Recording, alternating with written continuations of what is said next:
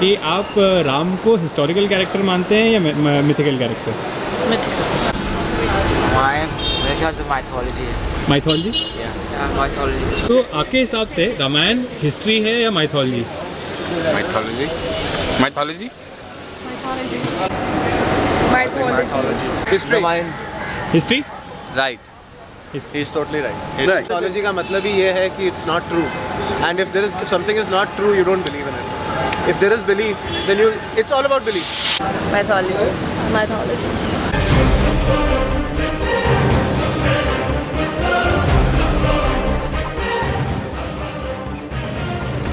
Now, we historians have sort of spent our lives looking at these texts and saying, we know the texts that come from ancient times are not necessarily historically accurate.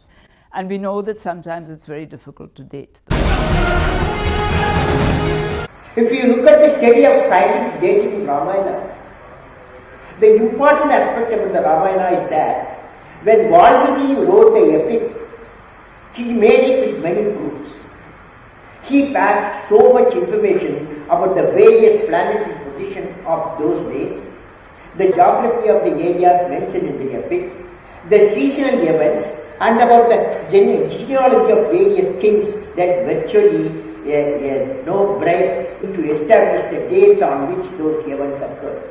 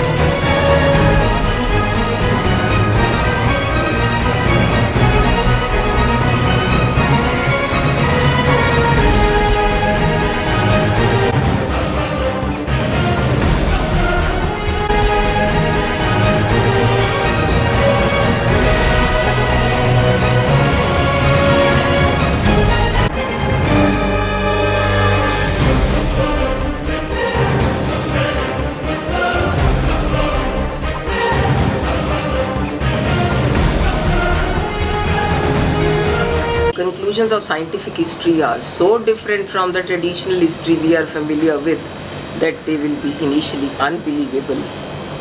In fact, research carried out by us for more than 15 years, correlating conclusions of 10 different sciences, have revealed that indigenous civilization has been developing in India for last more than 10,000 years.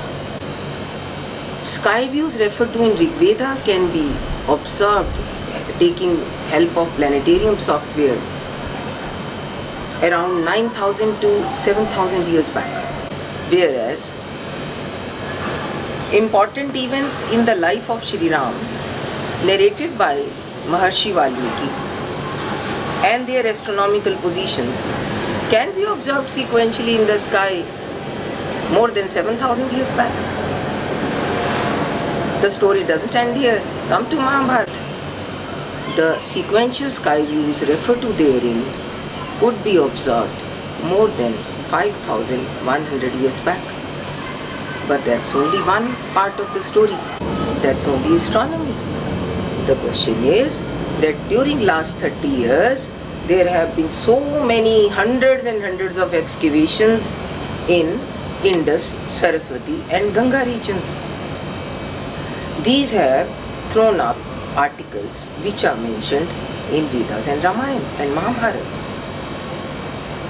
To name only some of the articles are like plants, trees, herbs, weapons, jewelry, terracotta, utensils, beads, metals.